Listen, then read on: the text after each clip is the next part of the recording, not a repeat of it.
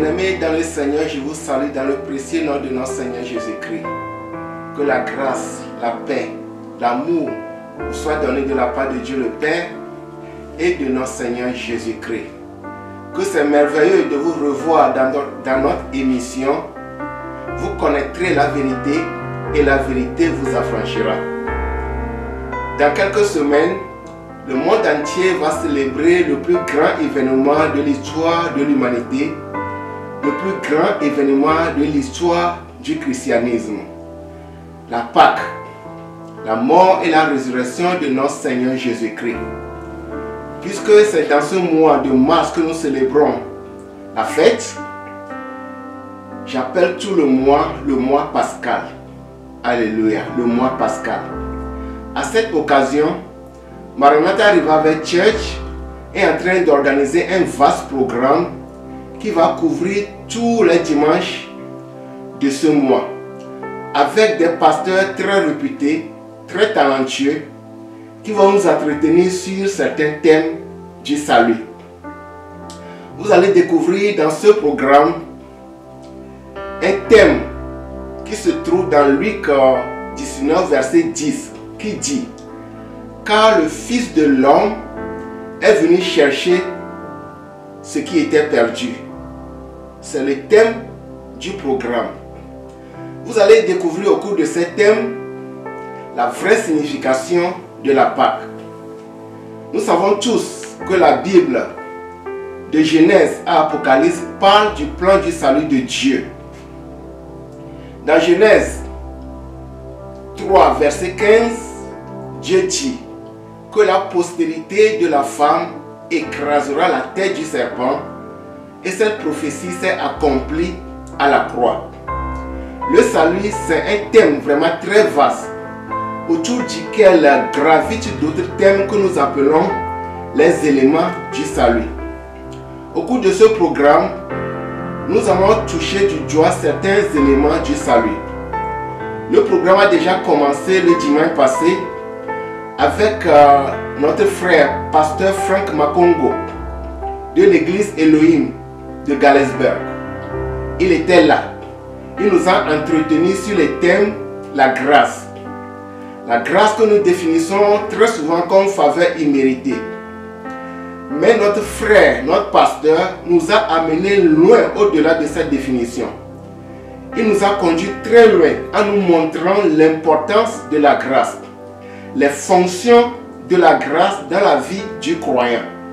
Par exemple, dans Tite 2, versets 11 à 12, l'apôtre Paul nous dit: car la grâce de Dieu, source de salut pour tous les hommes, a été manifestée. Elle nous enseigne à renoncer à l'impiété et aux convoitises mondaines et à vivre dans le siècle présent selon la sagesse, la justice et la piété.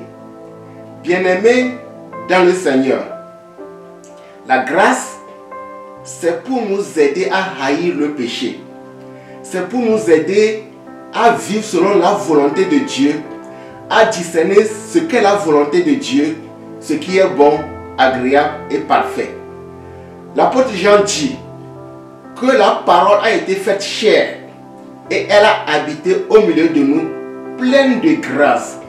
Et nous avons reçu de sa plénitude grâce sur grâce. Alléluia. Grâce sur grâce.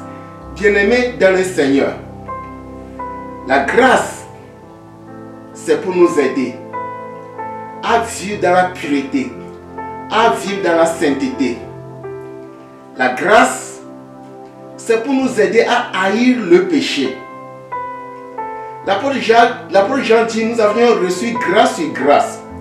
Et Paul a dit: là où le péché a surabondé, la grâce a surabondé.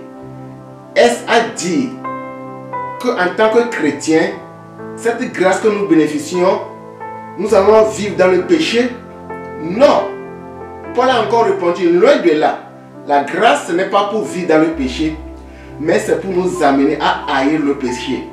C'est pour nous aider à vivre selon la volonté de Dieu. Alléluia. Nous n'allons pas seulement parler de la grâce. Nous allons aussi parler de la repentance. Qu'est-ce que la repentance? Dans le Nouveau Testament, la repentance est le fondement de l'appel au salut. Jésus-Christ a commencé son ministère avec la prédication de la repentance. L'apôtre Pierre, dans Acte 2, le jour de la Pentecôte, après son discours, la Bible nous dit que ceux qui étaient là étaient vivement touchés et ils ont demandé à Pierre et aux autres apôtres, que ferons-nous? Autrement dit, que ferons-nous pour être sauvés? Et l'apôtre Pierre leur a dit, repentez-vous et que chacun de vous soit baptisé pour le pardon de vos péchés et vous obtiendrez le don du Saint-Esprit. Alléluia. Repentez-vous et que chacun de vous soit baptisé. Bien-aimés dans le Seigneur, il n'y a pas le salut sans la repentance. Le salut ne vient que par la repentance. Le salut ne vient que par la conversion. Sans cela, on ne peut pas parler du salut. Sans cela, on ne peut pas parler de délivrance. Sans la conversion, Jésus-Christ a dit à Nicodème, il faut que vous naissiez de nouveau. Si un homme naît de nouveau, il ne peut jamais voir le royaume des cieux. Alléluia. Malheureusement, dans notre monde aujourd'hui, les grandes campagnes d'évangélisation, la repentance est éliminée. Des grandes campagnes d'évangélisation. On ne veut pas parler de la repentance. On ne veut pas toucher du doigt le péché. Parce que lorsqu'on va parler du péché, ceux qui sont là peuvent être frustrés, énervés. Et lorsqu'on va leur demander de donner de l'argent, ils ne vont pas en donner. Lorsqu'on va leur demander de donner des dîmes, ils ne vont pas en donner. Et par conséquent, il ne faut pas toucher le péché. Parce que ces organisateurs de ces campagnes d'évangélisation, ce n'est pas le salut de vos âmes qui les intéresse, mais c'est votre argent. Bien-aimés dans le Seigneur, c'est ce qui se passe aujourd'hui dans le corps de Christ. Et cela ne m'étonne guère qu'à la fin de chaque campagne d'évangélisation, au lieu d'amener les gens à recevoir Christ comme leur serviteur, comme leur Seigneur et Sauveur personnel, à la fin de chaque campagne, ce qu'on demande aux gens de faire, c'est de semer. Qui sont ceux-là qui veulent semer $5,000? Qui sont ceux-là qui veulent semer $1,000? Qui sont ceux-là qui veulent semer $500, $200, etc., etc. Mon frère, ma soeur, malheureusement, c'est ce qui se passe dans le corps de Christ aujourd'hui. C'est triste, mais c'est ce qui se passe. C'est ce qui se passe. C'est pour cette raison que ce programme a été spécialement conçu pour toi, pour découvrir la vérité, pour savoir la vraie signification de la repentance. Ne rate pas l'occasion. Après la repentance, nous allons aussi parler de la justification. Bien-aimés dans le Seigneur, il y a des gens qui sont des chrétiens pendant des années. Pendant plusieurs années, ils n'ont jamais entendu parler du mot justification. Et ce n'est pas de leur faute. Parce qu'on ne leur a pas enseigné ce que c'est que la justification. La justification qui nous garantit la sécurité éternelle, beaucoup de chrétiens ne savent pas ce que c'est que la justification.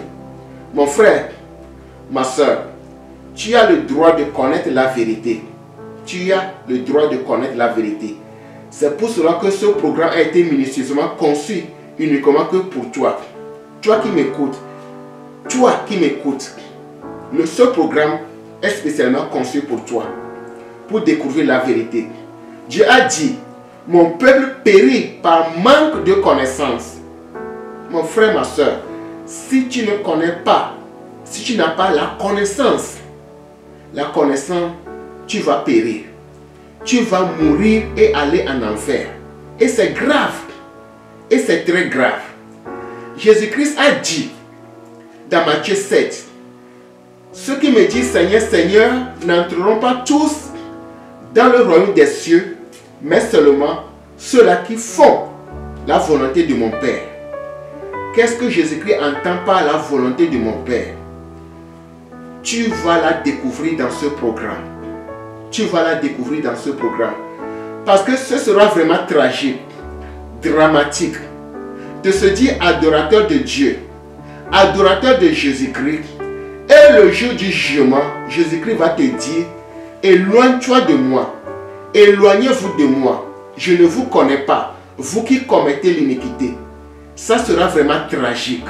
Mon frère, ça sera vraiment très malheureux, très triste. C'est pour t'éviter cela. C'est pour vous éviter cela que ce programme a été conçu pour vous. Et je vous invite à prendre part à ce programme pour découvrir la vérité, pour comprendre ce que c'est que le salut, afin que tu ne rates pas le royaume des cieux. Alléluia. Jésus-Christ a dit, or la vie éternelle, c'est que vous connaissez Dieu et celui qu'il a envoyé, Jésus-Christ. Alléluia. Or la vie éternelle, c'est que vous connaissez celui qui est Dieu. Amen. Et celui qui a envoyé, et celui qu'il a envoyé, Jésus-Christ. Alléluia. Après la justification, nous allons parler de la croix. Amen. La croix. La croix qui est le symbole même de la Pâque. La croix, amour parfait de Dieu pour les hommes. La croix est aussi symbole de la souffrance. Comment la croix, qui est symbole de la souffrance, est en même temps synonyme de l'amour de Dieu, amour parfait de Dieu pour les hommes. Comment pouvons-nous comprendre cet ensemble de mots? Mon frère, c'est ce que tu vas découvrir. C'est ce que tu vas découvrir. C'est un peu ambigu. La croix, amour parfait de Dieu pour les hommes. Au même moment, on dit la croix, c'est le symbole de la souffrance. C'est pour cette raison d'ailleurs que l'apôtre Paul a dit dans 1 Corinthiens 1, le verset 16, que la prédication de la croix est une folie pour ceux qui périssent, mais pour nous qui sommes sauvés, alléluia. Pour nous qui sommes sauvés, elle est une puissance de Dieu. C'est une déclaration très forte, très puissante. La prédication de la croix est une folie pour ceux qui périssent, mais pour nous qui sommes sauvés, elle est une puissance. Et l'apôtre Paul dit, l'homme animal ne peut pas comprendre les choses spirituelles. Que Dieu nous aide. Que Dieu nous aide vraiment à comprendre les choses spirituelles. Alléluia. Alléluia. Après la croix, le jour de la résurrection, qui sera le 31 mars, alléluia, le jour de la résurrection, ce jour-là, qui est la victoire sur la mort, alléluia, qui est la victoire sur la mort, mon frère, je t'invite, l'heure de la victoire et de la vérité a sonné dans mon cœur, que Jésus soit loué, alléluia, l'heure de la victoire et de la vérité a sonné dans mon cœur, que Jésus soit loué. Que Jésus soit loué dans la vérité. Que Jésus soit loué dans la vérité. Que l'agneau soit loué dans la vérité. Dans la vérité, que Jésus soit loué. Mon frère, je t'invite à prendre part de cette grande joie que je vis déjà. Alléluia. Nous vivons la résurrection chaque jour. Mais ce dimanche, le 31, sera encore spécial. Vous allez écouter un puissant message. Et après le message, il y aura un temps qui sera consacré pour la prière. Et qu'est-ce que nous allons faire le jour-là? Nous allons prier. Prier pour la restauration de notre âme. Bien-aimés, Jésus-Christ nous a donné dans Matthieu 13, une parabole qui dit, à partir du verset 24, Jésus-Christ dit, il leur proposa une autre parabole et il dit, le royaume des cieux est semblable à un homme qui a semé une bonne semence dans son champ. Mais, pendant que les gens dormaient, son ennemi vint, sema de l'ivraie parmi le blé et s'en alla. Bien-aimés dans le Seigneur, quand bien même Jésus-Christ est en train de nous parler de la fin des temps, le jour du jugement. Si nous prenons cette parabole sur le plan spirituel, c'est ce qui se passe dans notre vie.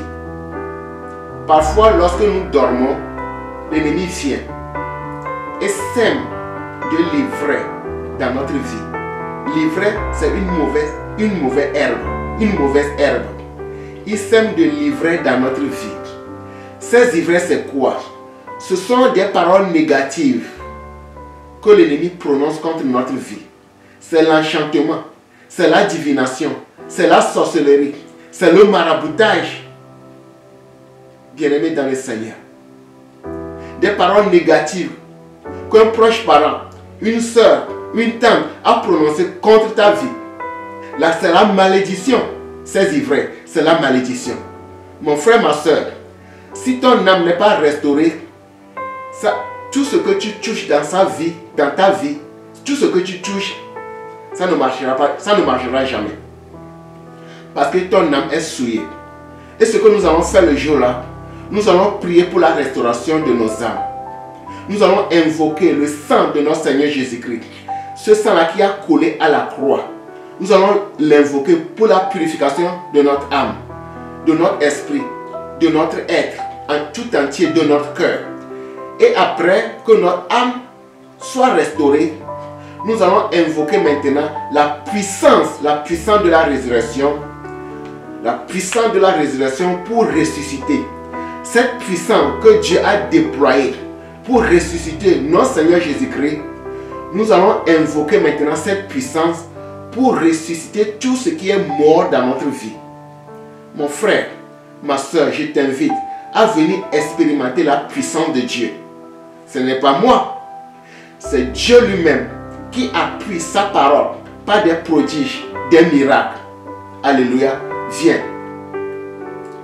C'est votre serviteur Christian Abaya de l'église Maranatha Revival Church à l'adresse suivante: 204 E Spring Street, Colonna, 204 E Spring Street, Colonna. Plaise à Dieu, nous allons nous revoir. Que Dieu vous bénisse.